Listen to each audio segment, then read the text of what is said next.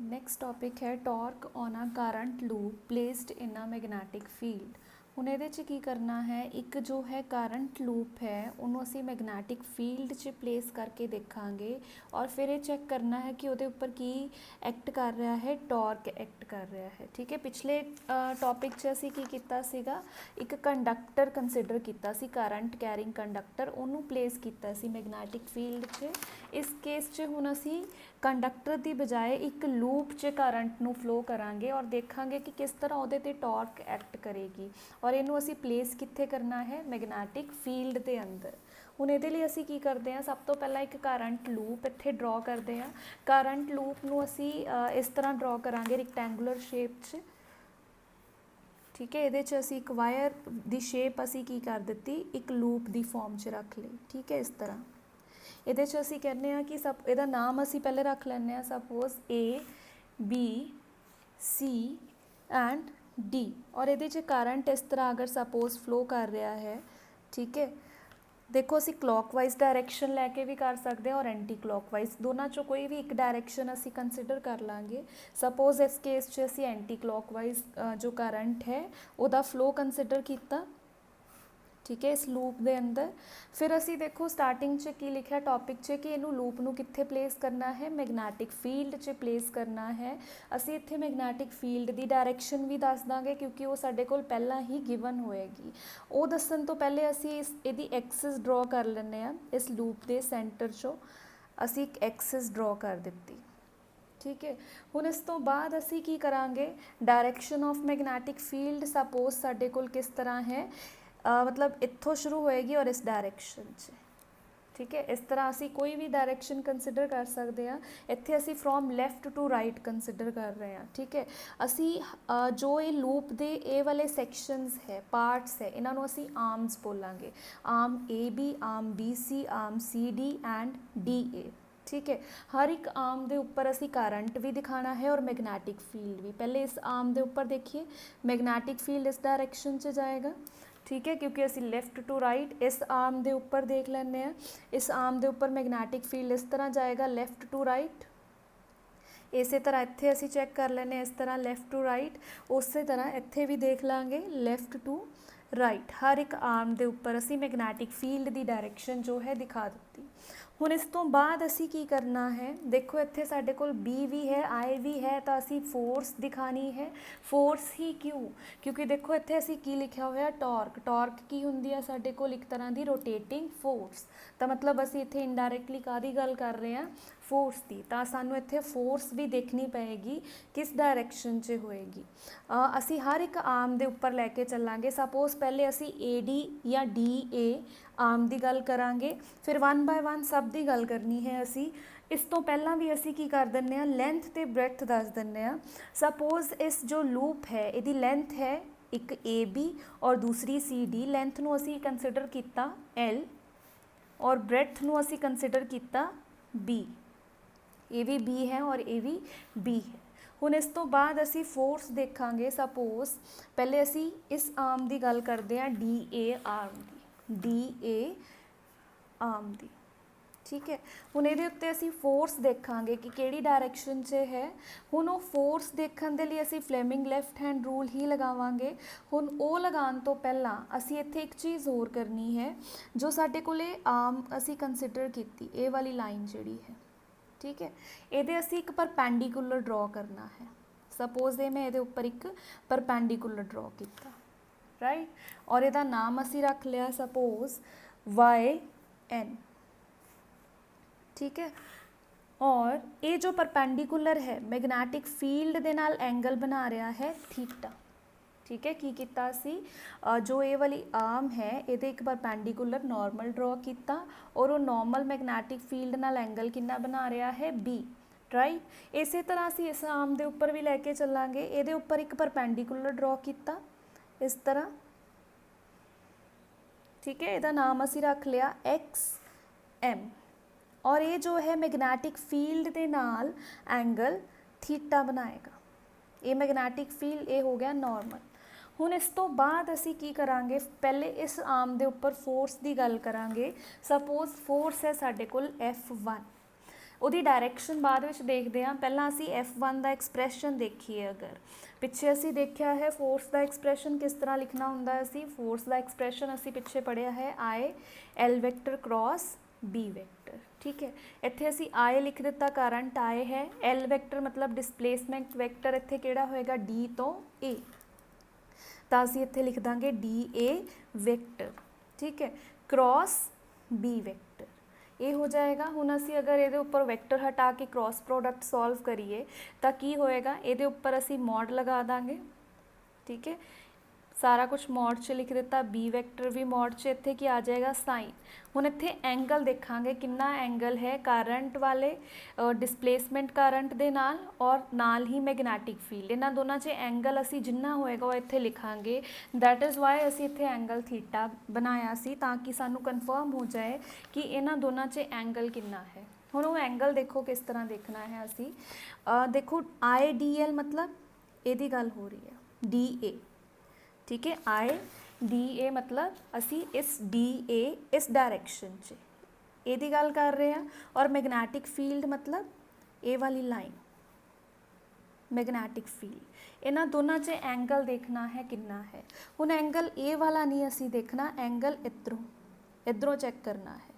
क्यों इधरों चेक करना है, इत्थे भी तो ये भी देखो DA है और ये B है, एंगल ये भी हो सकता सी, पर असी ये वाला एंगल ही क्यों देख रहे हैं। सानू ये एरो ध्यान च रखनी पैगी किहड़ी डायरैक्शन च है। ये एरो इस डायरैक्शन च है तो इस डायरैक्शन च ही असी सारा जो है इनू मैजर करना है। ये B है और ये DA इस डायरैक्शन च है तो इत्थों शुरू करो एंगल। जे ये इस डायरैक्शन च एरो हुंदा तो एंगल ये वाला होना सी। ठीक है, हुण ये वाला एंगल असी किद्दां मैजर करांगे। देखो इन्ना एंगल असी की कंसीडर किया है, थीटा। ठीक है जी, और इन्ना भी पता है सानू आ वाला एंगल कितना है 90, क्योंकि असी की इनू ड्रॉ किया सी नॉर्मल, तो ये वाला एंगल कितना हो गया 90। हुण टोटल कितना हो जाएगा 90 प्लस थीटा, तो असी इत्थे की लिख दांगे साइन 90 प्लस थीटा। और साइन 90 प्लस थीटा की वैल्यू कितनी हुंदी है, कॉस थीटा।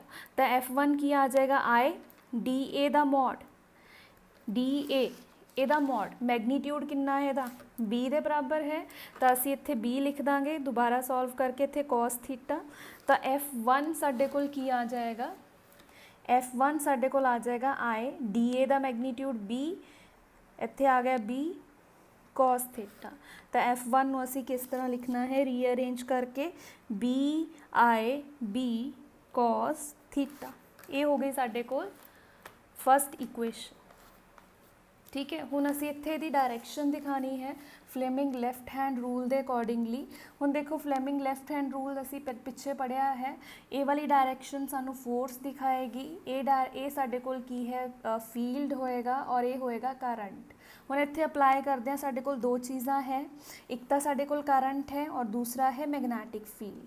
हुण देखो करंट है साडे कोल इस डायरैक्शन च, तो असी इहनूं इस तरह ओरिएंट कर लांगे, मतलब साडे कोल इस तरह जा रहा है। ठीक है, ये हो गया मैगनैटिक फील्ड और ये हो गया साडे कोल करंट इस डायरैक्शन च, और अपवर्ड डायरैक्शन च की हो जाएगा, फोर्स हो जाएगी। तो मतलब इत्थे साडे कोल फोर्स की डायरैक्शन हो जाएगी ए वाली F1 वैक्टर। ठीक है, इस तरह असी नीचे लैके चलांगे। अगेन फिर इत्थे फ्लेमिंग लैफ्ट हैंड रूल के अकॉर्डिंगली डाउनवर्ड डायरैक्शन जिद्दां असी उपर अप्लाई किया, इत्थे F2 वैक्टर आ जाएगा। हुण असी इत्थे एंगल चैक करते हैं कितना होएगा, ਉਹਦੇ ਲਈ ਅਸੀਂ ਇੱਥੇ ਕਿੱਦਾਂ ਲਿਖਾਂਗੇ, F2 vector is equal to I। ਇੱਥੇ ਹੁਣ ਅਸੀਂ ਕੀ ਲੈ ਕੇ ਚੱਲਾਂਗੇ, ਕਿਹੜੀ ਡਾਇਰੈਕਸ਼ਨ ਹੈ ਸਾਡੇ ਕੋਲ ਇੱਥੇ B ਤੋਂ C, ਤਾਂ ਇੱਥੇ ਕੀ ਲਿਖਾਂਗੇ, displacement vector BC vector cross B vector. ठीक है, ਹੁਣ ਇਹਨੂੰ ਅਸੀਂ ਕਿਸ ਤਰ੍ਹਾਂ ਸੋਲਵ ਕਰਨਾ ਹੈ, ਐਂਗਲ ਚੈੱਕ ਕਰਾਂਗੇ ਇਹਦੇ ਲਈ ਵੀ। F2 ਇਜ਼ ਇਕੁਅਲ ਟੂ I BC ਦਾ मैगनीट्यूड B ਦਾ मैगनीट्यूड नाल की हो जाएगा साइन, एंगल चैक करना पेगा। हुण एंगल देखो किहदे किहदे विच है साडे कोल, BC ए वाली डायरैक्शन है। ठीक है, और मैगनैटिक फील्ड इस डायरैक्शन च है साडे कोल, तो इन्हां दोनों च एंगल किहड़ा हो गया, ए वाला एंगल हो गया। और ये एंगल कितना होएगा साडे कोल, देखो आ चीज़ असी पहला ही कैलकुलेट कर चुके हैं। ये सारा एंगल कितना है, पिछे असी इत्थे कैलकुलेट किया, कितना है 90 प्लस थीटा है, कितना है ना कैलकुलेट असी इत्थे। ठीक है, इन्ना 90 सी और इन्ना की सी थीटा, तो टोटल कितना हो गया 90 प्लस थीटा। हुण इत्थे देखो इस तरह है लाइन, ये सारा सानू पता चल गया 90 प्लस थीटा है, 90 प्लस थीटा, और इन्ना सानू फाइंड आउट करना है, ये टोटल लाइन है।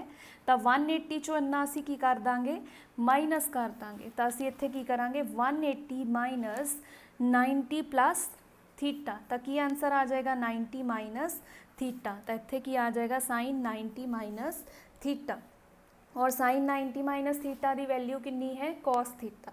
तो असी इत्थे की लिख देंगे F2 is equals to I B C का मॉड की हो जाएगा B, capital B cos theta. तो F2 की हो जाएगा साढ़े कोल, फिर दोबारा इनू रीअरेंज करके लिख दिता B I B cos theta.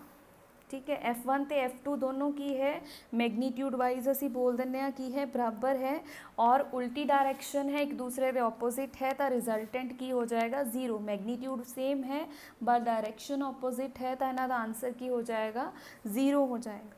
ठीक है, इस तो बाद हुण असी ये वालियां दो आर्म्स की गल करांगे AB एंड जो है साडे कोल DC। इहदे लई हुण असी देखो की करते हैं, पहले असी सपोज AB आर्म की गल करिए, आर्म AB। ये हुण देखना है असी किस तरह कि ये भी पहला तो एंगल्स चैक कर लें। सपोज मेरे को ये वाली आर्म के उपर कि फोर्स एक्ट कर रही है, F3 फोर्स एक्ट कर रही है। ठीक है, असी ये की लिखांगे आई लिख देंगे, आर्म का नाम की है AB, तो असी इत्थे लिख दिता AB vector cross B vector. ठीक है, हुण असी इहनूं किस तरह सॉल्व करना है, आई इस तरह AB का मैग्नीट्यूड आ जाएगा, B का मैग्नीट्यूड नाल की आ जाएगा साइन एंगल। हुण एंगल देखते हैं, इत्थे एंगल देखने के लिए सानू इत्थे डायरैक्शनस देखनियां पऊगियां।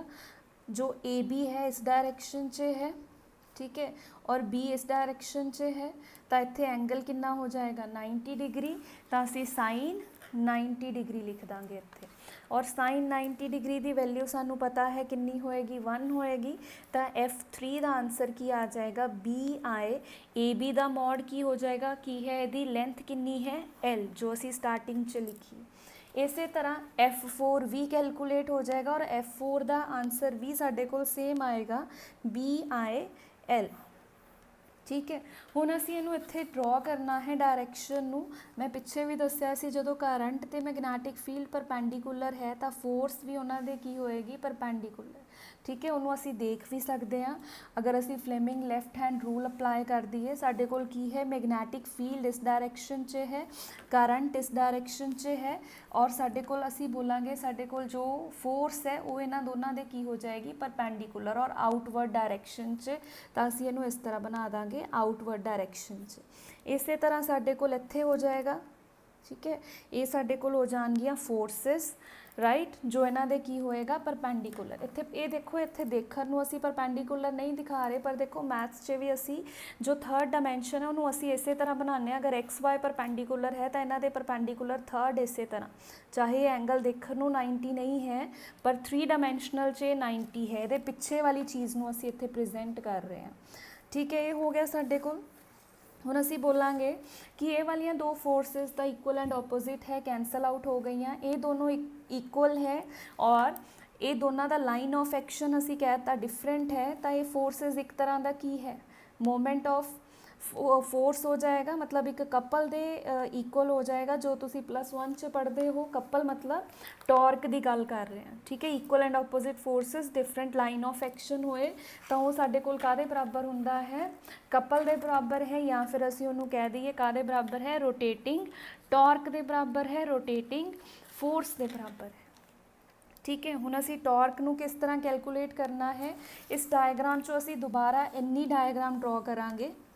ठीक है, इनू के बाकी चीज़ों छड्ड दिए क्योंकि इन्हों का कोई रोल नहीं है। इन्नी डायग्राम नूं असी दोबारा ड्रॉ करते हैं, और वो किस तरह ड्रॉ करांगे इत्थे इस तरह। ठीक है, वो जड़ियाँ दो फोर्सिस सी उन्होंने इस तरह कर दिता, उन्हों दे विचली लाइन नूं असी किस तरह, ये वाली लाइन नूं असी इत्थे ज्वाइन कर दिता।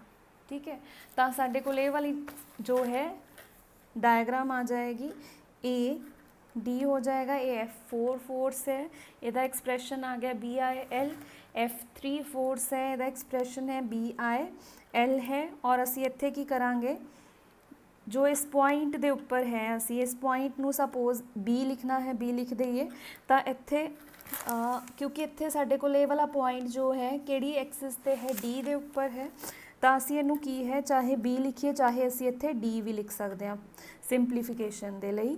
ਉਸ ਤੋਂ ਬਾਅਦ ਅਸੀਂ ਇੱਥੋਂ ਕੀ ਹੈ ਇੱਕ ਪਰਪੈਂਡੀਕੂਲਰ ਡਰਾ ਕਰ ਦਿੱਤਾ और इन्हों आपस में ज्वाइन कर दिता और ये एंगल है 90 डिग्री।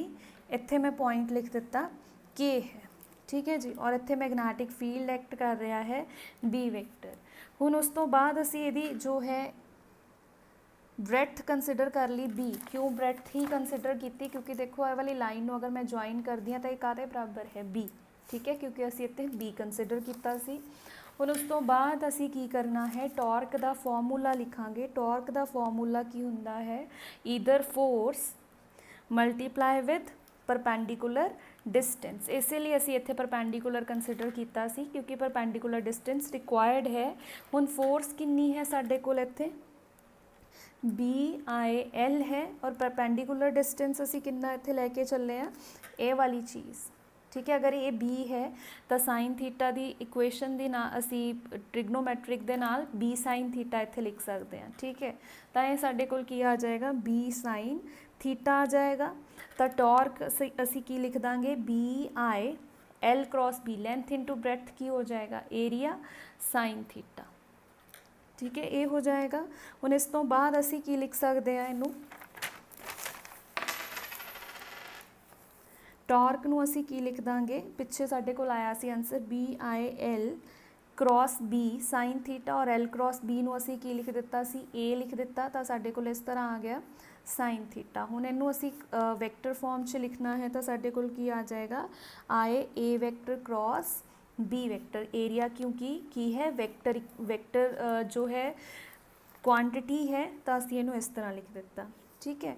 I इंटू A इनू असी काहदे बराबर लैके चलते हैं, इनू असी अगे पढ़ांगे। फिलहाल एज सच इनू याद करांगे मैगनैटिक डायपोल मूवमेंट लिखते हैं। जिद्दां असी इलैक्ट्रिक डायपोल मूवमेंट की सी इस तरह मैगनैटिक डायपोल मूवमेंट नू M नाल लिखते हैं और इहदा एक्सप्रैशन हुंदा करंट नू मल्टीप्लाई कर दो एरिया वैक्टर दे नाल। ये असी अगले चैप्टर 'च करना है।